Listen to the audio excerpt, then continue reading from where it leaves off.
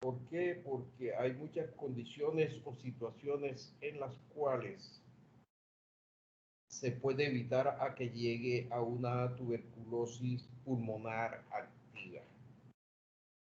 Indudablemente que yo sé que el conocimiento previo que ustedes tienen de esta enfermedad es la que está confinada en el pulmón, o sea, la tuberculosis pulmonar. Pero a través del recorrido de la charla se van a dar cuenta que esta es una enfermedad, además de ser pulmonar, también es extrapulmonar y tiene sus características clínicas, físicas, de laboratorio para poder llegar al diagnóstico de ella, ¿ok? Entonces, tenemos que, indudablemente, lo que conocemos y lo que sabemos es la pulmonar. Vamos a hacer énfasis, como lo están viendo allí, en todos los aspectos, el epidemiológico, el clínico, desde luego el tratamiento. Entonces, queremos que ustedes asimilen toda esta serie de conceptos para que los puedan aplicar en la mejor forma posible y desde luego va a redundar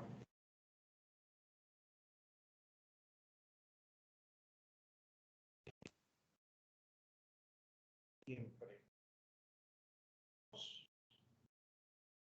Esa particularidad de la tos es fundamental para determinar que hay o no. Bueno, lo que les decía, desde el punto de vista epidemiológico, desde el punto de vista inmunológico, que es el tuberculoma o granuloma. Entonces, toda esta serie de conceptos son fundamentales que los tengamos en cuenta, ¿no? Indudablemente que ustedes saben que el aspecto inmunológico es fundamental en todo ser humano. Si el aspecto inmunológico o si sus mecanismos de defensa son competentes, desde luego este individuo tiene mayor posibilidad de defenderse y por tanto Doctor, exacto. qué pena, disculpe, lo que pasa es que se le está escuchando un poco lejos Lejos. la voz. Sí, Ahorita, bueno, entonces, como les comentaba, desde el punto de vista inmunológico, si hay competencia inmunológica, si el individuo tiene un sistema inmunológico competente, pues puede superar este tipo de situación. El tuberculoma o el granuloma es importante para determinar muchas cosas y vamos a hacer énfasis en eso, ¿ok? Bien, entonces tenemos que observen ustedes la evolución de esta enfermedad se puede dar desde una tuberculosis latente hasta la forma activa. Hoy día podemos hacer diagnósticos tempranos en forma tal que los detectemos en la fase de latencia. Entonces, y desde luego los factores de riesgo epidemiológico que tiene cada quien son fundamentales, como vamos a ver muchos términos que ustedes tienen que familiarizarse con él. Conclusión, hoy día el diagnóstico es más fácil. Tenemos más herramientas para hacer el diagnóstico temprano de la enfermedad. Pero ¿qué sucede? Hoy día el tratamiento es más complicado. ¿Por qué? Porque ya hay resistencia. Entonces, esto dificulta el tratamiento. Entonces, fíjense ustedes, a día de hoy todo lo que hay con relación a esta enfermedad. ¿Ok? La extrapulmonar, el diagnóstico es difícil. ¿Por qué es difícil? Porque la población es paucivacilar. Cuando hablamos de pauci quiere decir pocos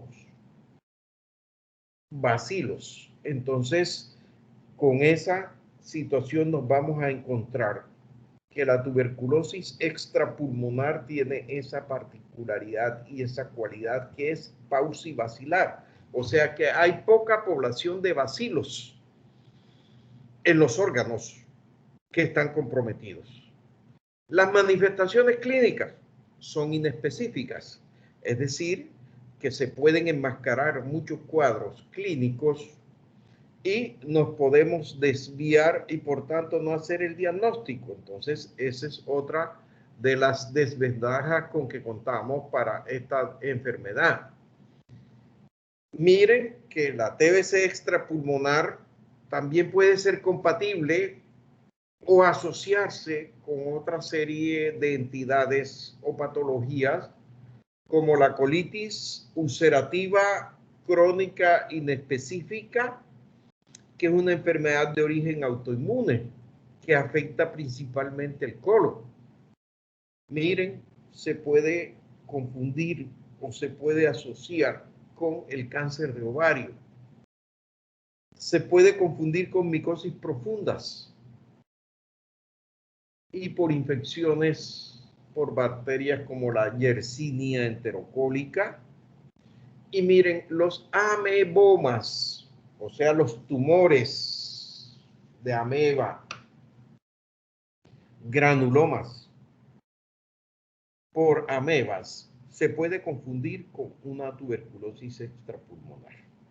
Entonces, fíjense que para la pulmonar es supremamente fácil. El esputo, una ayuda, una herramienta valiosa que nos permite, si el individuo es bacilífero, detectar tempranamente la enfermedad. Entonces, ya están viendo ustedes las diferencias que se dan desde el punto de vista de la TBC pulmonar y de la extrapulmonar. Ok. ¿Cómo hacemos para llegar al diagnóstico? Pues desde luego, ya ustedes saben los signos y síntomas. La semiología es supremamente interesante para esto y ustedes saben que la semiología sigue siendo la reina. No es la candidata, es la reina. Es la que predomina. Es la que manda. Entonces, esa semiología debemos permanentemente grabarla con el fin de que no se nos escapen este diagnóstico. Los recursos con relación a muestras de laboratorio, el esputo. Y aquí les hago énfasis que el esputo es supremamente valioso, importante y definitivo en lo que concierne a la tuberculosis pulmonar. La calidad del esputo es fundamental para que haya un buen rendimiento. El esputo, ¿cuál es la característica? ¿En qué forma se debe obtener? La primera muestra de la madrugada. No es saliva, es gargajo. Óigase bien, jóvenes, gargajo. Lo que le tenemos que solicitar al paciente. Y debe ser de la primera muestra de la madrugada. ¿Por qué de la primera muestra de la madrugada? Sencilla y llanamente porque durante la noche hay un escurrimiento y por tanto mayor decantación de población bacilífera en ese gargajo, en ese catarro.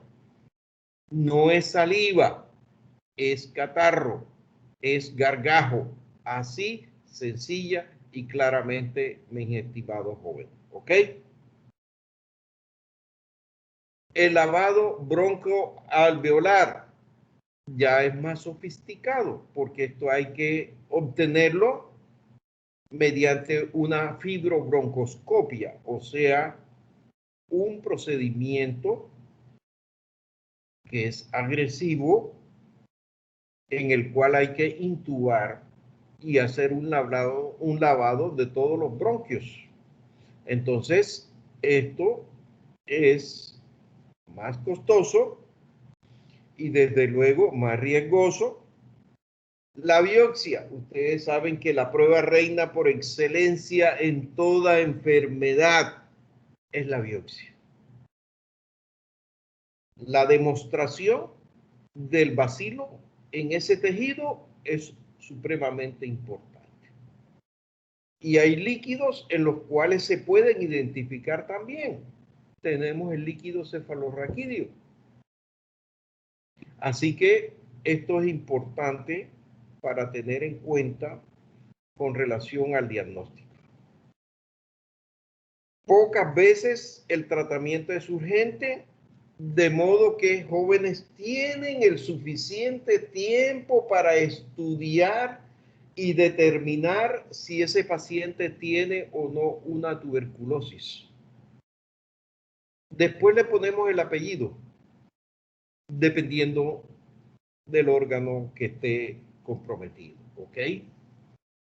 Miren ustedes esta diapositiva.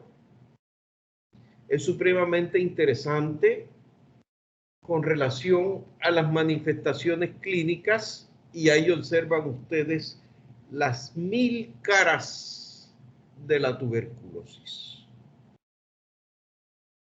Cuando les hablo de las 1000 caras de la tuberculosis, casi siempre me estoy refiriendo a la tuberculosis extrapulmonar, ¿ok? Los síntomas clásicos son y están allí presentes casi siempre. La fiebre.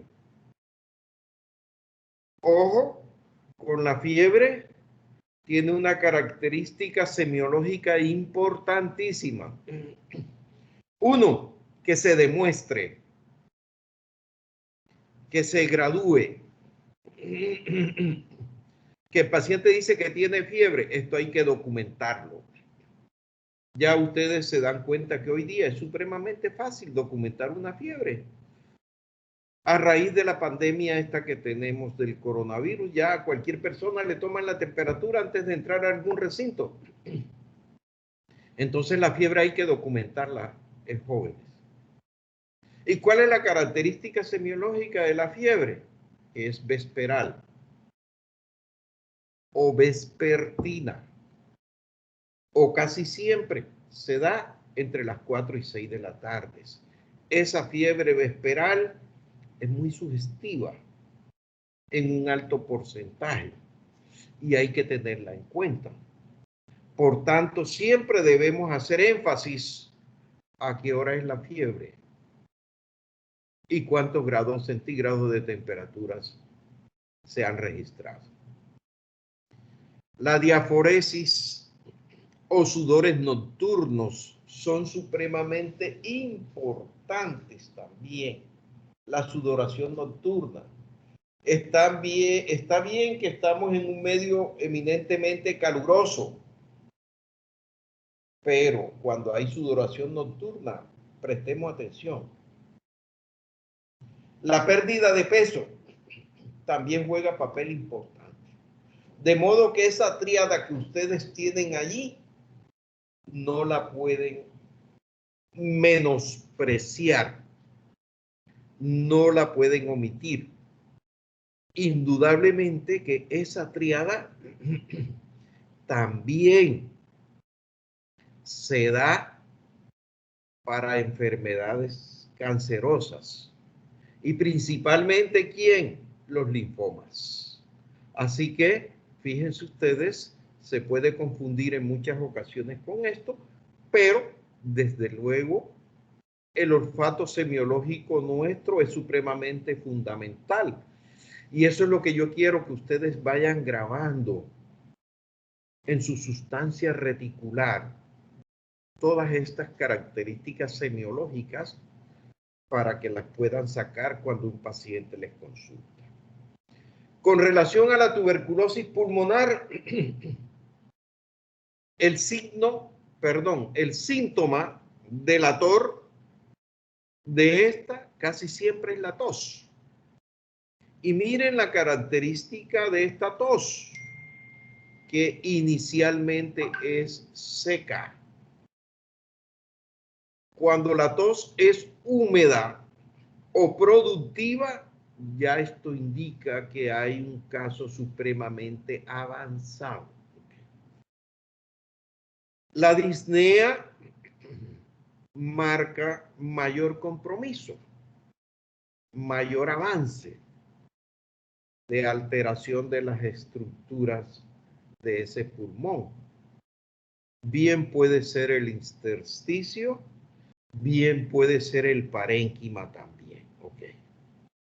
El dolor torácico, indudablemente, en todo paciente que ustedes vean caquético, flaco, emaciado, depauperado, con dolor torácico, no vayan a pensar que tiene un infarto de miocardio. Piensen que ese individuo lo más probable que tenga es una tuberculosis, de modo que tenganlo en cuenta. Miren, si es una tuberculosis pleural, ojo con esto, casi siempre en la tuberculosis pleural están observando ustedes que hay derrame pleural. De modo que cuando ustedes encuentren paciente joven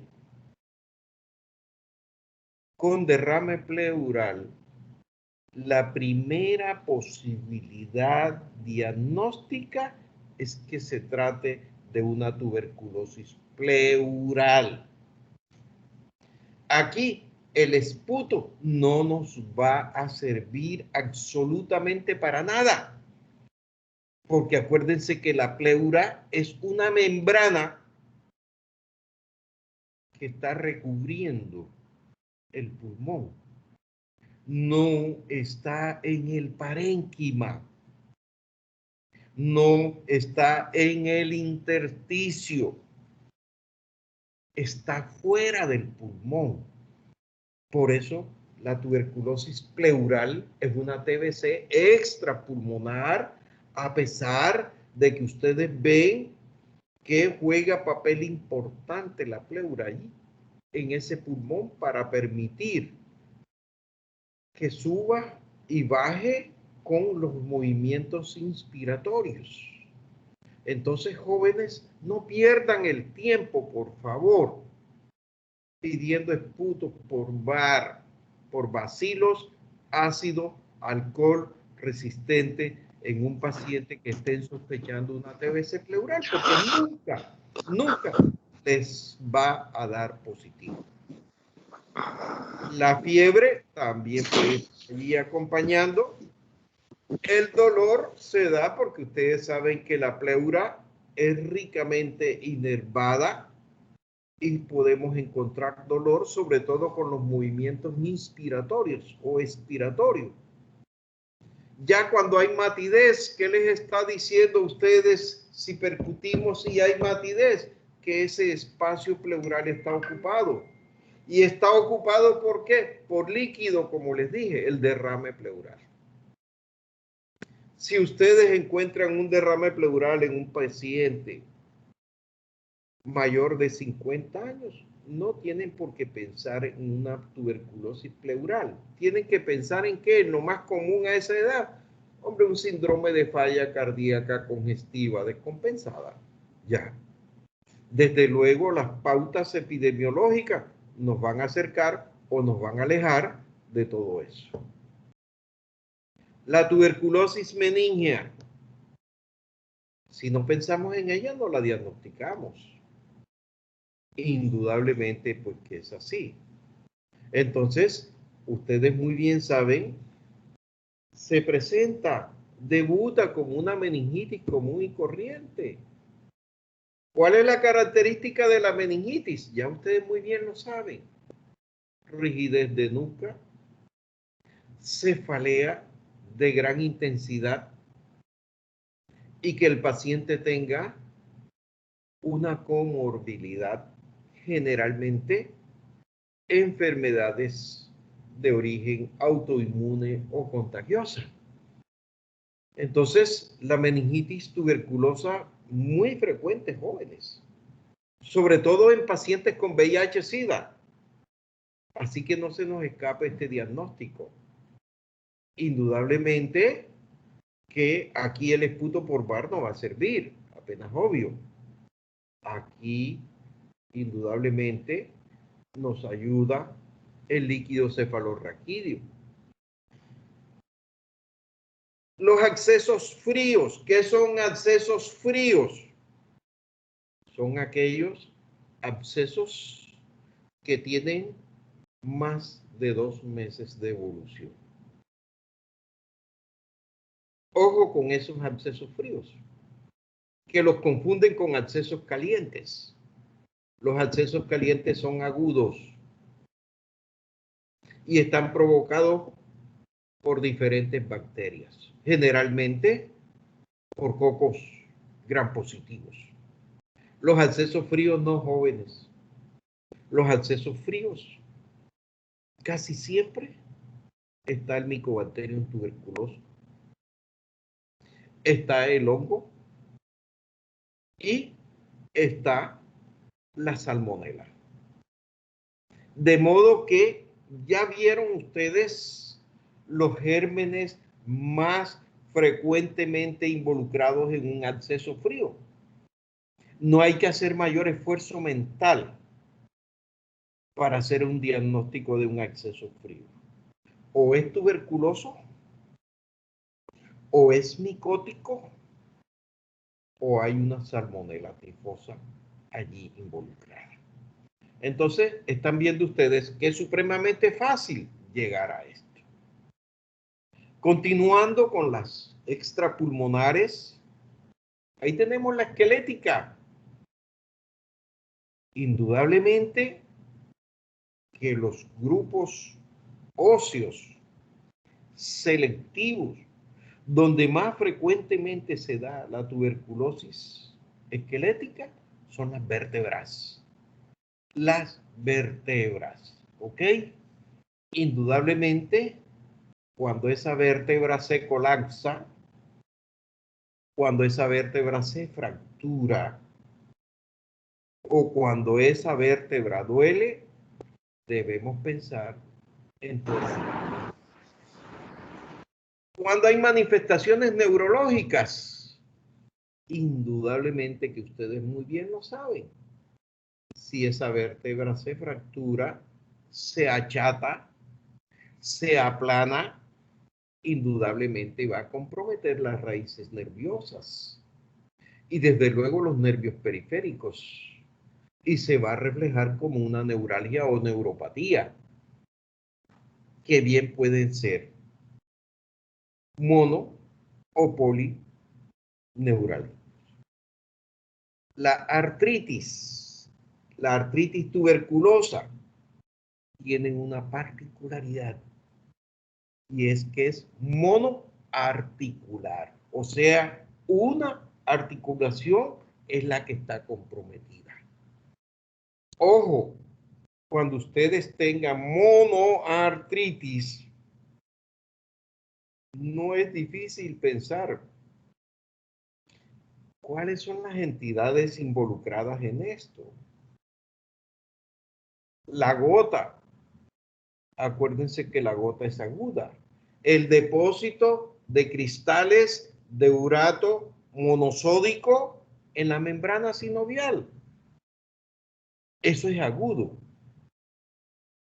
Pero si ustedes encuentran una monoartritis crónica, ya tienen que ir pensando en que estemos frente a una TBC esquelética. De modo que, jóvenes, la semiología es muy rica, muy valiosa. Tengámosla en cuenta. Miren la tuberculosis ocular. Indudablemente, pues se puede afectar el globo ocular también. Y casi siempre vamos a encontrar deficiencia visual, que se puede confundir en muchas ocasiones con una vulgar catarata, pero hay otras manifestaciones que se pueden dar. Las uveitis, o sea, los procesos inflamatorios de la cámara anterior del ojo, casi siempre obedece a enfermedades de origen autoinmunes. Pero si hilamos delgadito, que no se nos escape una tuberculosis ocular. La tuberculosis genitourinaria la vemos con frecuencia. Indudablemente que el diagnóstico lo hacemos tardíamente. ¿Por qué? Por las 1000 caras de la tuberculosis. Ojo con la hematuria. Esa hematuria silenciosa que no hace escándalos, bien sea macro o microscópica, prestemos la atención. Ustedes saben que la orina es el ultracentrifugado del plasma y que esta orina refleja todo lo que ocurre en nuestro cuerpo y no es la excepción a la tuberculosis urinaria. Ojo con estas características físicas y químicas del parcial de orina. Acuérdense que la orina es una biopsia que líquida y que por tanto se pueden identificar muchas entidades. Y grábeseles esto, por favor. Paciente que usted le encuentre en un parcial de orina, piuria, o sea, pus, abacteriúrica, o sea, pus sin bacteria, lo primerito que le debe llamar la atención, ¿cómo va a haber pus si no hay bacteria? Ese dato de piuria bacteriúrica es relevante. Es importante que lo tengas en cuenta y pienses. Y si te vas al pH, te va a ayudar más. pH ácido con piuria bacteriúrica, mientras no se demuestre lo contrario, mis estimados estudiantes, se trata de una tuberculosis genitourinaria. Ok. El dolor en los flancos, pues ya indudablemente quiere decir que hay mayor compromiso. La epididymitis, las prostatitis, también pueden ser desencadenadas por tuberculosis. Así que tengamos en cuenta todo esto. La tuberculosis gastrointestinal, o sea, la disfagia. Ojo con esto, disfagia. No la confundan con odinofagia. La disfagia es la dificultad para tragar, para deglutir, dificultad. La odinofagia, odino, dolor para deglutir. Entonces no confundan una cosa con otra. Entonces esa disfagia en un paciente que previamente tuvo una tuberculosis pleural, perdón, una tuberculosis pulmonar, préstenle mucho cuidado, mucha atención. Se les puede escapar una tuberculosis esofágica o gástrica. Ya cuando hay diarrea, ya ustedes saben que está comprometido el tubo digestivo bajo. ¿Okay? Pericardio, esta es una membrana que ustedes saben que recubre totalmente al corazón. puede ser víctima de agresión por virus, por bacterias. Las pericarditis más frecuentes son de origen viral. Pero tengamos en cuenta esto, que también se puede dar una tuberculosis pericárdica. Puede haber derrame pericárdico. Y desde luego, si el derrame pericárdico es tan extenso, tan grande, puede dar lugar a un taponamiento cardíaco. Entonces, fíjense ustedes, ahí están viendo ustedes las 1000 caras de todas estas entidades, ¿ok? Las complicaciones, desde luego, se vienen y van a depender del órgano que esté comprometido. La más frecuente, la más común, la pulmonar. ¿Qué complicaciones se pueden dar en la pulmonar? Indudablemente puede haber insuficiencia respiratoria, puede haber laringitis tuberculosa, se pueden dar bronquiectasias, o sea, dilataciones de los bronquios. Puede llegar a un corazón pulmonar. Y mire que casi siempre hay un hongo que acompaña a la tuberculosis. El Aspergillus. La aspergilosis pulmonar casi siempre va acompañando a la tuberculosis, sobre todo cuando ha habido o han existido, ¿qué? Cavernas. Porque ese es un medio que le favorece el crecimiento a estos hongos, ¿ok? La hemotisis es cuando ya se rompe un vaso. Indudablemente ya esto les está indicando a ustedes que hay bastante severidad. Los empiemas pleurales también pueden dar estas manifestaciones. Y miren, una de las complicaciones serias y graves que va a hacer que este individuo dependa de oxígeno permanente, el fibrotórax. Un tórax totalmente fibrosado en respuesta a esa agresividad de la tuberculosis. Entonces, jóvenes, se dan cuenta ustedes que hay muchas cosas que tenemos que tener en cuenta con relación a las 1000 caras de la tuberculosis extrapulmonar.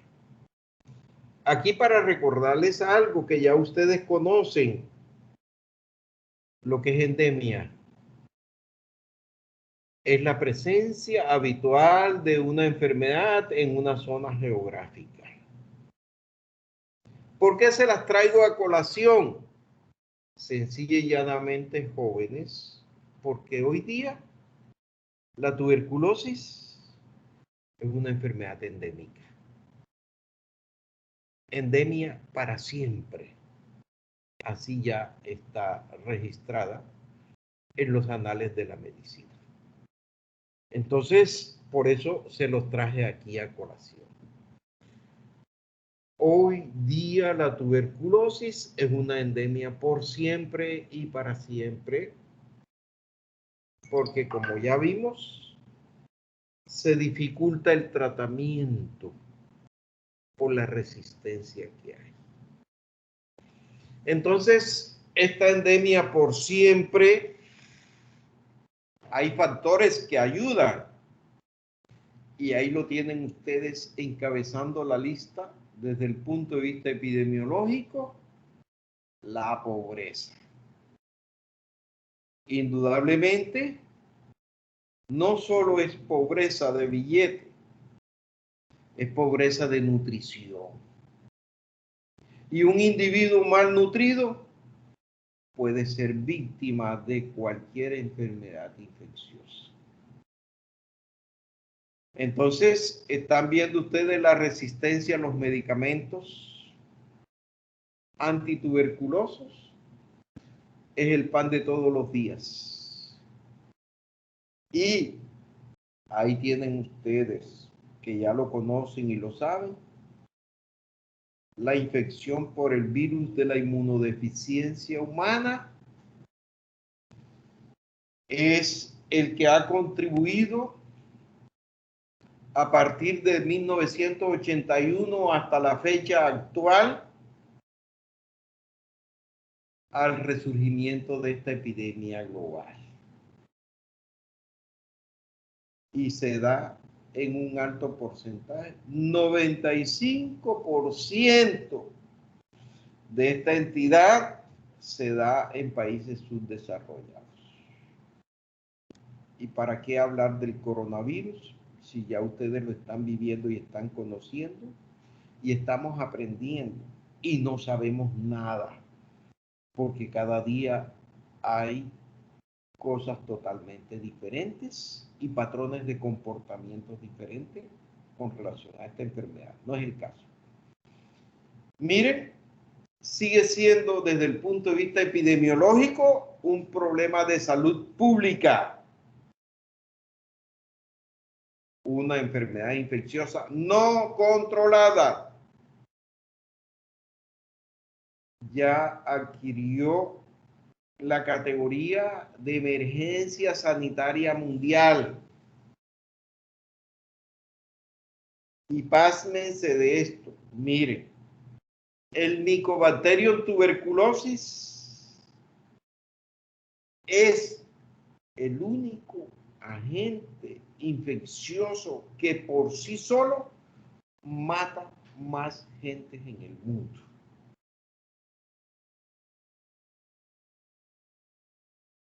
Actualizándolo a hoy, ¿quién le está compitiendo? ¿Quién le está compitiendo, jóvenes? COVID-19.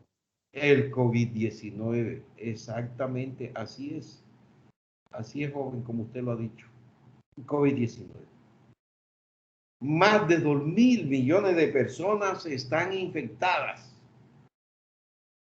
Pero acá la infección por el bacilo tuberculoso es diferente al virus del coronavirus.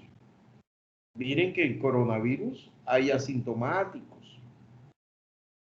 Acá no hay asintomáticos. Sí hay asintomáticos, pero está latente, como vamos a ver más adelante, para que lo puedan entender bien. Desde luego, nuestro país no es la excepción a los países subdesarrollados, y por lo que ya ustedes saben y conocen, la pobreza que predomina en nuestro país. ¿Ok? Aquí lo que les comentaba es la causa más común de muerte por un único agente infeccioso, equiparado hoy día ya al coronavirus. Entonces, para que lo tengan en cuenta. Así que hoy día el coronavirus se puede equiparar a los efectos deleterios de lo que está causando la tuberculosis. Así que, jóvenes, tengamos en cuenta la dualidad que hay entre la tuberculosis y el virus de la inmunodeficiencia humana. Desde el punto de vista estadístico, es supremamente alto. Miren ustedes, se dice que esto asciende a 10 millones y el riesgo de desarrollar tuberculosis es del 5 al 20% en un paciente con VIH. ¿Qué les quiero decir con esto, jóvenes? Que todo paciente que usted diagnostique con VIH, investíguele tuberculosis. Y todo paciente que usted diagnostique con tuberculosis, búsquele un VIH. Así que esta dualidad está allí presente. Y fíjense ustedes, para nuestro continente latinoamericano, cerca de un 25% de pacientes con VIH pueden desarrollar una tuberculosis activa en el transcurso de su supervivencia. Así que no despreciemos esto y desde luego sería mala práctica de que no pongamos a funcionar lo que le acabo de decir. Si tiene VIH, búsquele tuberculosis. Y si tiene tuberculosis, búsquele VIH para no embarrárnoslas, ¿ok? Hay algo que es supremamente importante que lo tengamos en cuenta, que es el COMBE positivo. ¿Qué es eso? ¿Qué significa desde el punto de vista epidemiológico? Toda persona que haya tenido o que conviva bajo el mismo techo o que atienda a un paciente con tuberculosis, eso le da criterio para hacer un COMBE positivo. Es decir, el ser contacto de un caso bacilífero hace que este individuo que lo ha estado acompañando por cualquier circunstancia sea un tuberculoso en potencia, ¿ok? Así que no se nos olvide. Aquí les traigo a colación la relación de VIH con tuberculosis. Y aquí las guías nuestras establecen que personas con VIH que sean contactos directos con tuberculosos, ¿sí?, que hayan vivido, trabajado o dormido bajo el mismo techo con una persona con tuberculosis laríngea o pulmonar activa, se le debe tratar para tuberculosis. Así, jóvenes, así de claro y sencillo. ¿Okay? Las vías de entrada son diferentes. Hay por inhalación, hay por ingestión y por inoculación directa.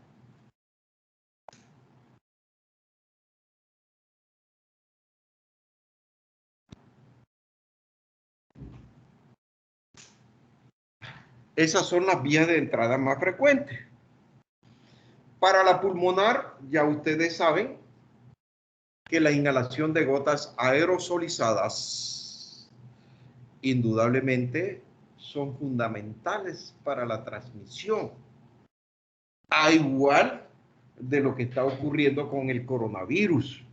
De ahí que se hace mandatorio el tapabocas en estos grupos de pacientes, ¿ok?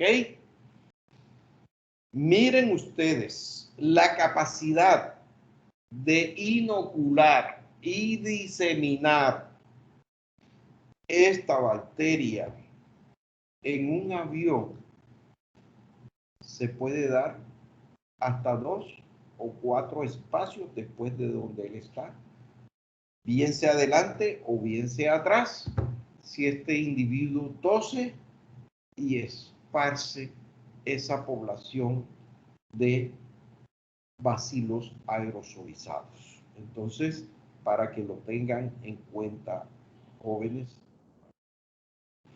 La tos, ya dijimos que inicialmente es seca.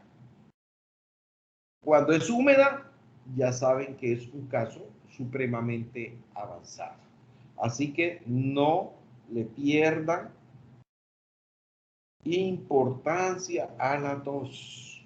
Y vamos a ver lo que es el sintomático respiratorio. Ojo con esto para que lo tengan. Ya se los había mencionado, los sudores nocturnos. Aquí tenemos el tuberculoma. Aquí tenemos el granuloma tuberculoso. La matriz, el centro. Lo que están observando ustedes allí, ese centro,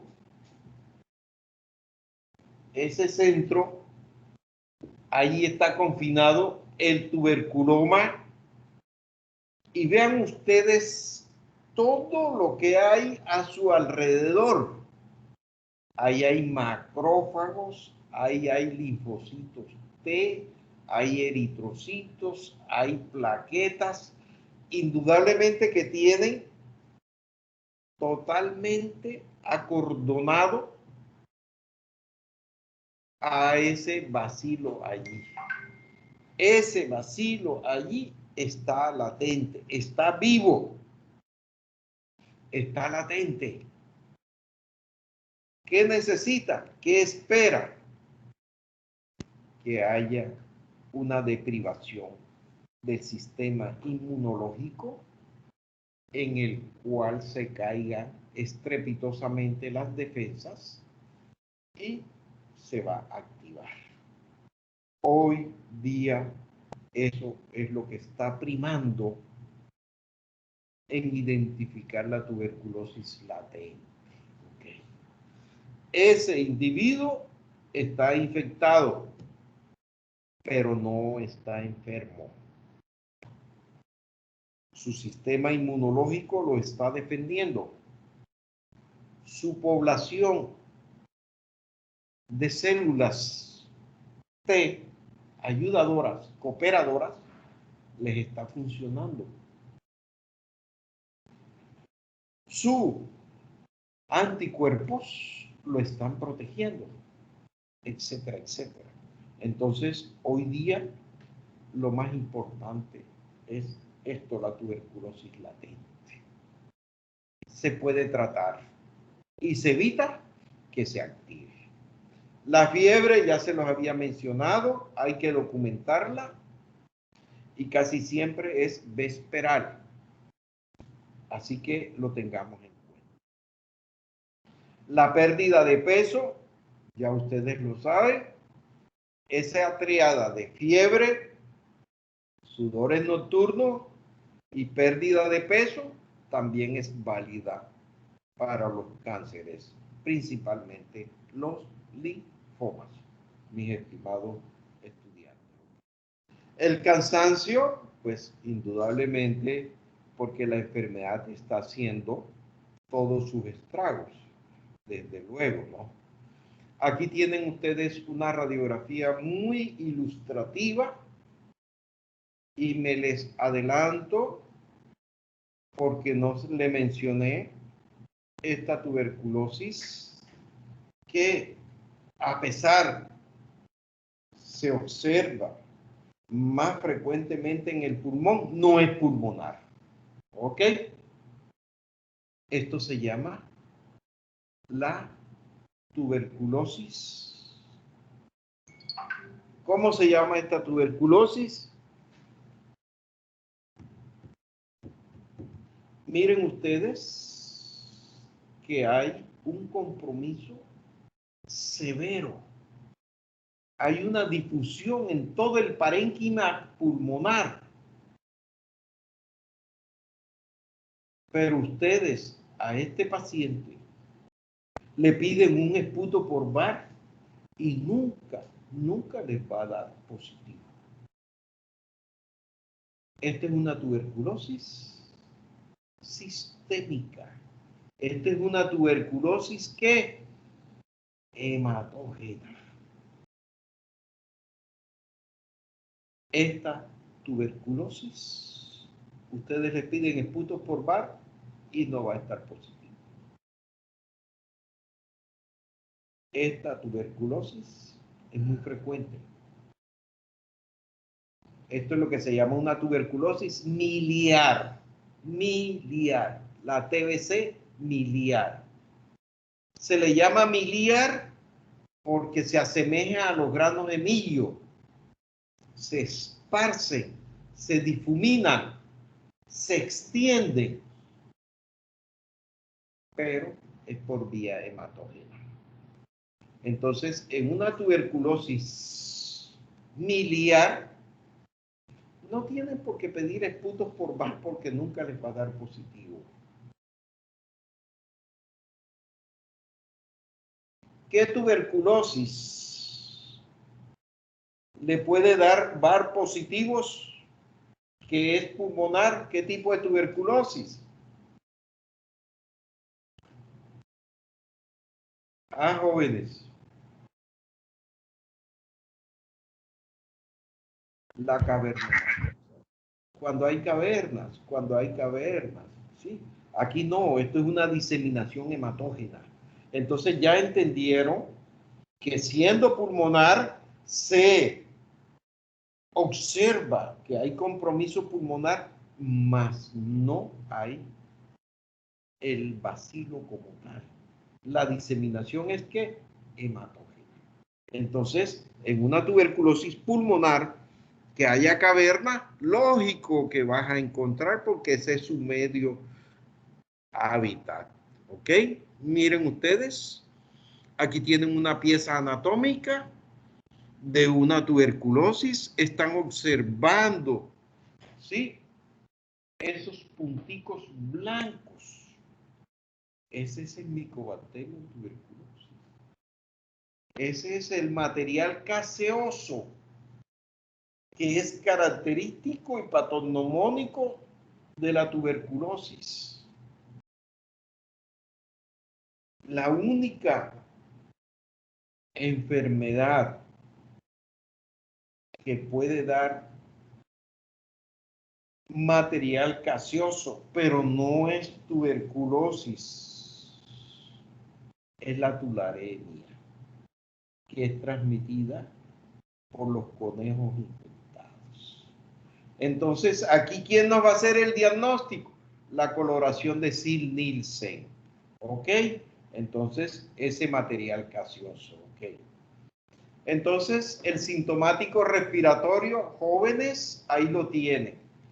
Toda persona que presente tos y expectoración por más de 15 días debe practicarse el esputos por bar independiente del motivo de consulta. Así que todo sintomático respiratorio, jóvenes, es un potencial tuberculoso. Ojo con esto. Paciente con síntomas respiratorios por más de 15 días, prestémosle la debida atención e importancia a esta condición y no menospreciemos eso, ¿ok? Bien, ¿qué quiere decir esto, jóvenes? Que todo sintomático respiratorio se le deben pedir esputos por bar. Bar quiere decir bacilo ácido alcohol resistente o una baciloscopia. En caso de que los 3 bar, o sea, las 3 baciloscopias sean negativas, hay que cultivar la última muestra. ¿Ok? Entonces la tercera muestra siempre se debe cultivar cuando fallan esto. ¿Ok? La baciloscopia aquí tiene la utilidad fundamental para la tuberculosis pulmonar. Casi siempre cuando hay cavernas. Casi siempre cuando hay una alta población bacilífera. ¿Ok? Entonces, se debe pedir en todo paciente sintomático respiratorio, ya lo saben. Tiene una baja sensibilidad, pero una alta especificidad. Miren ustedes el rendimiento que tiene una muestra de gargajo bien obtenida, de las características que les dije, las horas de la madrugada, ¿sí? Una muestra positiva que representa el 85% de rendimiento. De modo que usted con una sola cruz tienes un 85% de posibilidad de que ese individuo tenga una tuberculosis activa y por tanto no se te va a criticar que le inicies tratamiento. Si las 2 muestras salen positivas, miren el rendimiento es del 95%. Y si son las 3 muestras, del 100%. Por eso se acostumbra a pedir siempre las 3 muestras con el fin de tener suficientes elementos de juicio para hacer un tratamiento apropiado, adecuado para esto. ¿Ok? Más de 3 muestras no aportan mayor rendimiento, mayor utilidad. De modo que la baciloscopia es el gold estándar, la prueba estándar para el diagnóstico de tuberculosis pulmonar. activa con una alta población bacilífera. Aquí tienen ustedes los diferentes tipos de tuberculosis. Y ya les había comentado inicialmente que es fácil el diagnóstico, pero difícil el tratamiento. ¿Ok? Ahí en la primera diapositiva tienen el grupo de pacientes con infección eliminada. De modo que ahí están observando ustedes que las pruebas no les van a dar positivas. Y estas pruebas van a ser selectivas.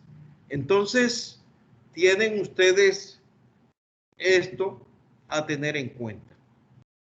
Miren, el primero que encabeza la lista es la prueba de tuberculina.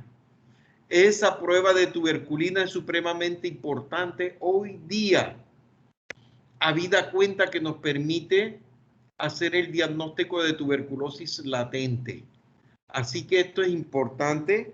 El TST quiere decir la prueba de tuberculina, el PPD.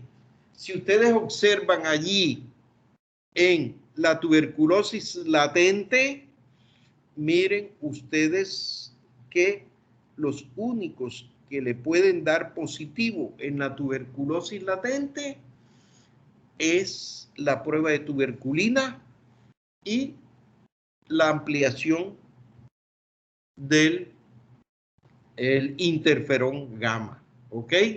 Entonces, esas son las únicas pruebas que nos permiten detectar una tuberculosis latente.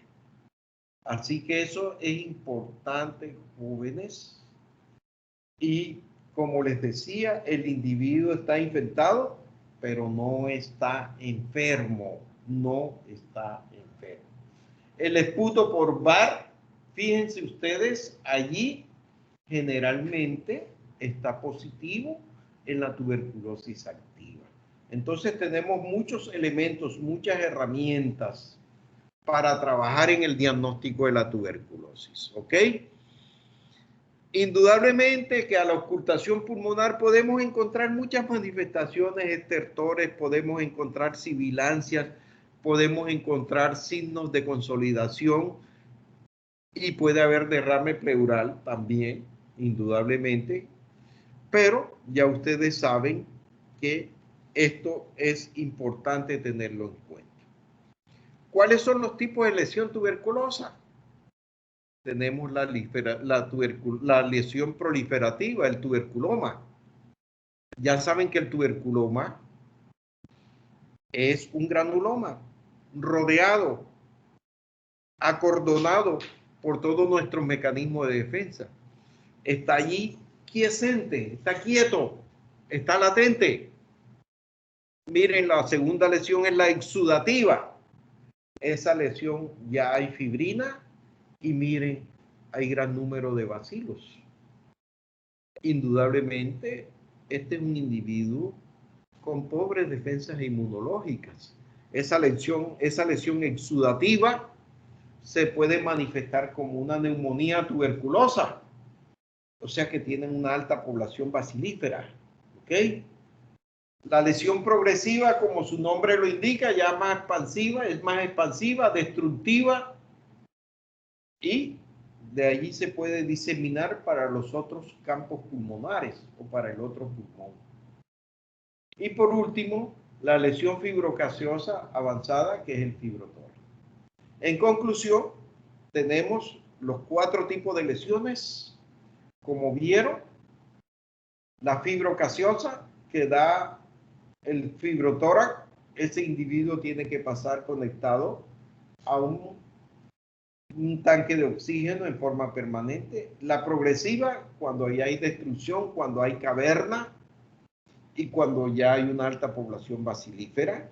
Las otras que vimos, la exudativa, ya aquí comienza el desastre con relación a la cantidad de bacilos existentes. Y la primera, que es la lesión proliferativa, que es el tuberculoma, que si el individuo tiene un buen sistema inmunológico, se defiende, ¿ok? Las características de este micobacterio de tuberculosis es un microorganismo aeróbico que crece a un pH neutro, 7.4, y miren ustedes, prefiere los sitios en los cuales haya una alta concentración de PO2. ¿Cuál es ese sitio anatómico que tiene esa particularidad y cualidad en nuestro organismo? Los ápices pulmonares. Ahí tienen una elevada presión parcial de oxígeno, entre 100 a 140. Por eso toda lesión que veamos en los vértices pulmonares, mientras no se demuestre lo contrario, es una tuberculosis pulmonar, ¿ok? Bien, aquí para corroborar lo que les estaba comentando, el por qué se dan los ápices y por qué se dan allí más que todo las cavernas, ¿ok? Bien, si el individuo es bacilífero, desde luego va a transmitir la enfermedad, ¿ok? Cada enfermo bacilífero sin tratamiento, miren, puede infectar entre 10 a 15 personas por año. Y si va en un bus o en un avión y si tose, ya sabe para adelante y para atrás y a los lados a quienes puede infectar, ¿ok? Entonces, por eso el tapaboca es supremamente importante. El contagio, ya ustedes saben, de persona a persona y ocasionalmente del ganado bovino al hombre, sobre todo cuando hay tuberculosis bovina. Acuérdense que la palabra bacilo quiere decir bastón. Ahí los tienen, ya vieron que es aeróbico, ya vieron que es ácido alcohol resistente, por eso resiste la decoloración con alcohol cuando se hace la coloración de Zinc-Nielsen, ¿ok? Miren, la pared celular es rica en lípidos y ya saben que eso le da la característica del bacilo ácido alcohol resistente. Zinc-Nielsen es la prueba que nos permite determinar si hay o no la presencia de los bacilos, ¿ok? Ahí están observando ustedes un Zinc-Nielsen positivo, ¿ok? Aquí observen ustedes esa diapositiva en el cual están viendo esa caverna ahí en el vértice pulmonar. Esa es una caverna. Indudablemente que ese es un paciente altamente bacilífero. Ese esputo por bar, le van a encontrar ustedes más de 3 cruces allí en eso, ¿ok? Miren, esta es más ilustrativa, donde están observando ustedes esa caverna. Ahí en esa caverna es el sitio ideal para que se multipliquen y prolifere la población bacilífera que está allí. Y me permito recordarles a la vez el hongo que frecuentemente también ayuda a ocupar esas cavernas, se llama el Aspergillus fumigatus. De modo que ese es el hongo que selectivamente acompaña al bacilo ácido alcohol resistente. ¿Qué es una tuberculosis latente? Es la infección que está contenida en los granulomas, como lo vieron en aquella diapositiva, dentro de los cuales el bar sigue vivo y a partir de una caída o una estrepitosa baja de las defensas se puede activar.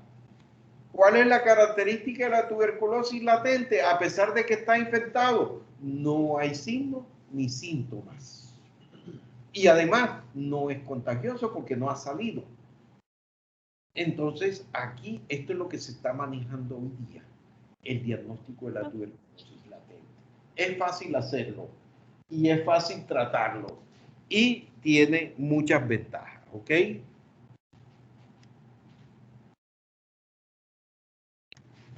Bien, indudablemente que este paciente, si se detecta temprano, pues este paciente va a ser tratado y curado de esta enfermedad.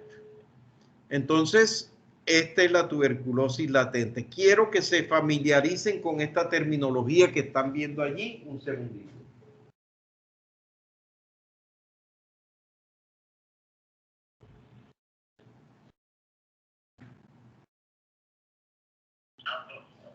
Pasa por la camioneta donde el doctor Rafael. Okay. Bueno, entonces la tuberculosis latente está infectado pero no está enfermo. Y es fácil de detectar. La tuberculosis ya ustedes saben que es una enfermedad granulomatosa crónica, caseificante activa, y ya vieron ustedes, el Sid-Nielsen siempre está positivo, ¿ok? La otra entidad que puede ser granulomatosa crónica no caseificante se llama la tularemia. Esa es la gran diferencia que hay, ¿ok? La tuberculosis miliar, ya ustedes vieron que a pesar, como les mostré en la diapositiva, se encuentra bastante diseminada por vía hematógena en el pulmón, indudablemente no vamos a encontrar bacilos en el pulmón, ¿ok? Cuando querramos diagnosticar la presencia del bacilo ácido alcohol resistente en una tuberculosis miliar, tenemos que hacer biopsia hepática o de médula ósea. En el 80 a 70% se va a encontrar allí el bacilo ácido alcohol. Bien, la tuberculosis diseminada, dos sitios no contiguos también. La tuberculosis resistente, que esta es la que está dando mayores problemas. Afortunadamente podemos detectar tempranamente la resistencia si a esa paciente le hacemos el test molecular automatizado. Nos permite saber si hay resistencia a los fármacos, principalmente la isoniazida y la rifampicina. Resistencia extendida, cuando ustedes vean ese término XDR, quiere decir resistencia extendida. Cuando vean la MDR es multidrogoresistencia. Cuando ustedes vean un paciente con TBC y vean ahí MDR, ya saben que es multidrogoresistencia. Ese paciente no se le acerquen sin tapabocas y exíjanle que tenga tapabocas permanente porque es multidrogoresistente. Y el XDR es resistencia extendida, ¿ok? Bien, el test molecular automatizado para Mycobacterium tuberculosis permite detectar en forma temprana, mire, en cuestión de 2 horas, si hay resistencia a la rifampicina y la isoniazida generalmente, pero más que todo a la rifampicina. ¿Cuáles son los recursos para el diagnóstico de la tuberculosis latente? La tuberculina, o sea, el PPD. ¿Qué quiere decir PPD? Derivado proteínico purificado. Y el test de liberación de interferón gamma, que ya lo vieron allá, que se los mostré, es el único que con PPD que pueden estar positivos en la tuberculosis latente, ¿ok? Bien, indudablemente la prueba de tuberculina la tenemos en nuestro medio, es, miren, visible, palpable y medible, y se debe leer a las 48 y 72 horas. Se le inocula, miren, allí están viendo la muestra en forma subcutánea con una jeringuilla de insulina y ahí están viendo la inoculación del derivado proteínico purificado, por eso se llama PPD, ¿ok? Miren, la medición incorrecta, no se puede medir el halo eritematoso que tiene alrededor, sino solamente es el halo de la propia inoculación. Esta es la medida correcta y esto ya se puede leer en 48 72 horas. Si está positiva, ya usted sabe que puede iniciar tratamiento a ese paciente y evita que ese paciente en el futuro sea un tuberculoso en potencia. La PPD mayor o igual a 5 milímetros En pacientes con VIH, métale tratamiento, no dude siquiera un instante en no iniciarle tratamiento, ¿ok? O si ha tenido contacto reciente con un tuberculoso, proceda a tratamiento. Cambios fibróticos con rayos X, con una PPD positiva mayor o igual a 5 milímetros, tratamiento corrido. Pacientes trasplantados, también, ¿ok? Inmunosuprimidos, pacientes inmunosuprimidos que por cualquier circunstancia reciban corticoides de 15 miligramos día o más de prednisona por un mes o más, si tienen un PPD positivo, tratamiento, jóvenes. Y evitamos que este paciente llegue a una tuberculosis activa, ¿ok? Indudablemente el efecto Booster, ¿sí? El hecho de que un paciente previamente dé positivo y que era anteriormente negativo, eso es lo que es un efecto Booster. Eso se llama una conversión tuberculínica. Ese paciente con ese efecto Booster es un individuo que hay que tratar, ¿ok? Significa que el sujeto se ha infectado en ese lapso de menos de 2 años y requiere tratamiento, ¿ok? El test de liberación de interferón gamma, indudablemente jóvenes, son muy pocos los centros en nuestro país que lo tienen, muy costoso, tiene muchas limitaciones y miren a quienes se les deben hacer, a lactantes, con tanto, o sea, con CONVES positivo, miren, contacto casual con pacientes con tuberculosis activa altamente contagiosa, trabajadores de la salud. Si usted como médico encuentra un paciente multidrogo resistente y ha tenido un contacto estrecho con ese paciente, a usted se le debe hacer un test de liberación de interferón gamma o una PPD. ¿Ok? Entonces, indudablemente, el tratamiento de la tuberculosis latente es sencillo, isoniazida, 300 miligramos día por 9 meses y este individuo no llega a una tuberculosis latente. Aquí lo que les decía, indudablemente es una enfermedad granulomatosa crónica sin Nielsen positivo, excepto en la postvacunal. Acuérdense que la vacuna, o sea, la BCG, el bacilo de Calmette y Guarín, que nos aplicaron en nuestros deltoides, nos protege solamente por 5 años de tuberculosis meningia. Fuera de allí, de ese lapso, pierde eficacia y pierde. La tularemia, que es una enfermedad transmitida por la Francisella tularensis, que son cocos gram negativos, pueden dar granulomas calcificantes, pero sin Nielsen negativo. Esto es una enfermedad que la transmiten los conejos cuando están infectados a través de las garrapatas, ¿ok? La tuberculosis miliar jóvenes, esta es una enfermedad que es de diseminación hematógena, ¿ok? Entonces, la PPD es negativa y sospecharla por la radiografía de tórax. Ya vieron esa radiografía muy ilustrativa, muy significativa, ¿ok? Si queremos documentar la presencia del bacilo, tenemos que recurrir a la biopsia, bien sea en el hígado o bien sea en la médula ósea, pero principalmente en el hígado. Más del 75% de pacientes con TBC miliar tienen el bacilo ácido alcohol resistente en el hígado. ¿Okay? Miren, una tuberculosis miliar, están viendo que se disemina en forma de millo, se asperja en forma de diseminada, ¿sí? Ahí lo están viendo, eso es una tuberculosis miliar. No pidan esputos por bar porque allí no les va a dar nunca positivo, tienen que recurrir a la biopsia hepática. Me voy a matar ahí por esa escalera al final. ¡Ahí voy! Por favor, cierren los micrófonos.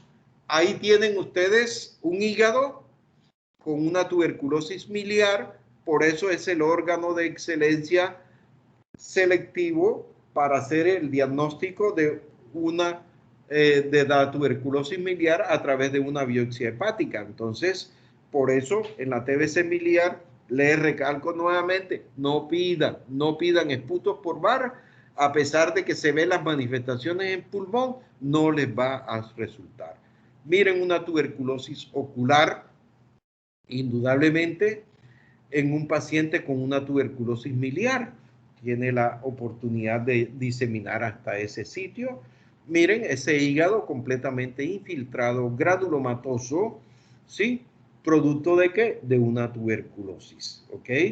Ahí tienen otra muestra anatómica de un hígado con grandes tuberculomas, ¿ok? Bien, jóvenes, indudablemente, esto es importante que lo tengamos en cuenta. No se les olvide, todo paciente con VIH hay que buscarle tuberculosis, todo paciente con tuberculosis hay que buscarle VIH.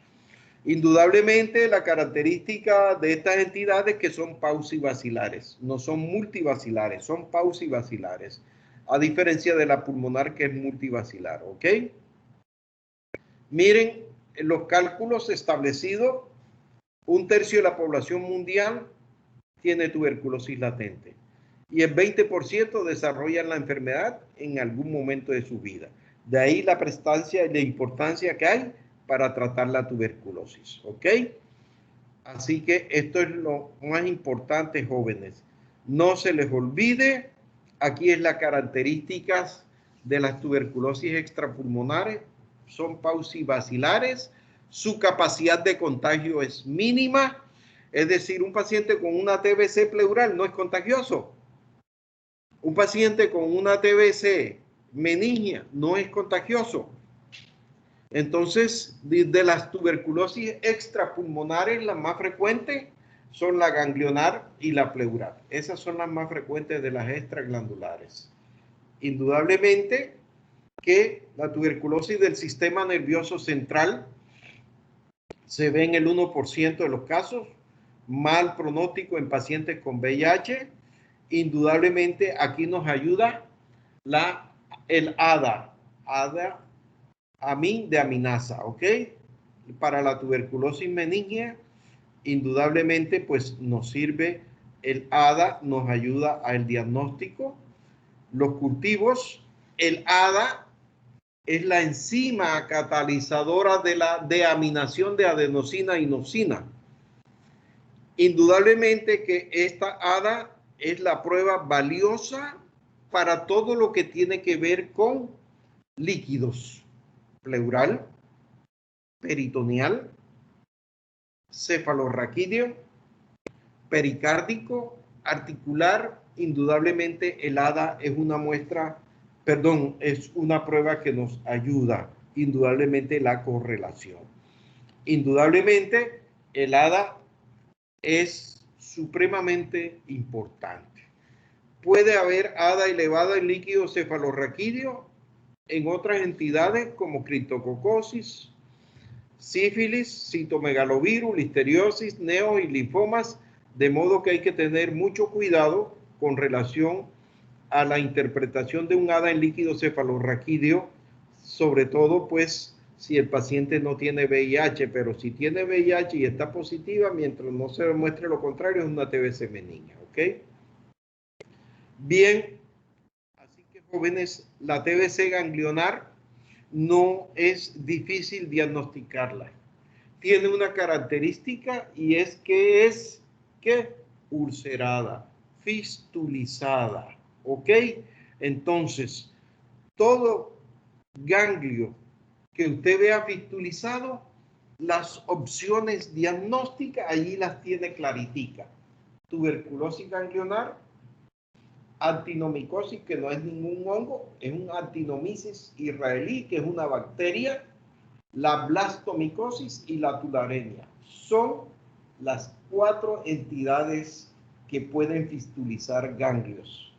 Pero si estamos en nuestro medio y hay un ganglio fistulizado, mientras no se demuestre lo contrario, mis estimados estudiantes, hay que hacerle la coloración de Sil-Nielsen. La actinomicosis es supremamente fácil diagnosticarla, se le puede hacer un GRAN. Al hacerle el GRAN, vamos a encontrar los gránulos de azufre que son muy característicos de esto. La blastomicosis se puede hacer una prueba para hongos y allí nos va a dar. La tularemia, acuérdense que puede dar granulomas caseificantes no sin Nielsen positivo, ¿ok? Ahí tienen un ganglio fistulizado. No es difícil, las opciones diagnósticas que les digo son 4 nomás. No nos va a provocar hernia transtentorial ni subfalcial para pensar que puede ser una tuberculosis, que puede ser una tinomicosis, una blastomicosis o una tularemia. ¿Ok? Miren, un ganglio fistulizado. Ahí lo tienen, muy característico. Miren las múltiples retracciones cicatrizales de una TBC ganglionar, ¿ok? Ahí tienen ustedes el cultivo, el diagnóstico, la biopsia, etcétera, etcétera. Así que esto es importante. En nuestro medio muy frecuente, ¿ok? Bueno, jóvenes, espero. El ADA, ya saben que el ADA es una prueba que es importante, sobre todo cuando se trata de líquidos, pleural, peritoneal, pericárdico, sinovial, líquido cefalorraquídeo, una ayuda valiosísima para el diagnóstico, ¿ok? Bien, indudablemente, pues miren, una tuberculosis esquelética, ya les dije, las vértebras son los órganos más frecuentemente comprometidos. Indudablemente, pues cuando hay un achatamiento, lo primero que tenemos que descartar es o es un cáncer o es una tuberculosis vertebral. ¿Ok? Esa es la enfermedad de Pott, que se le llama la tuberculosis vertebral. Ahí tienen un absceso, indudablemente en esa vértebra. Miren cómo se achata, cómo se aplana comparativamente, y eso nos da, eso es lo que se llama el mal de Pott. ¿Ok? Ahí tienen ustedes un absceso frío. Ya les dije lo que es un absceso frío.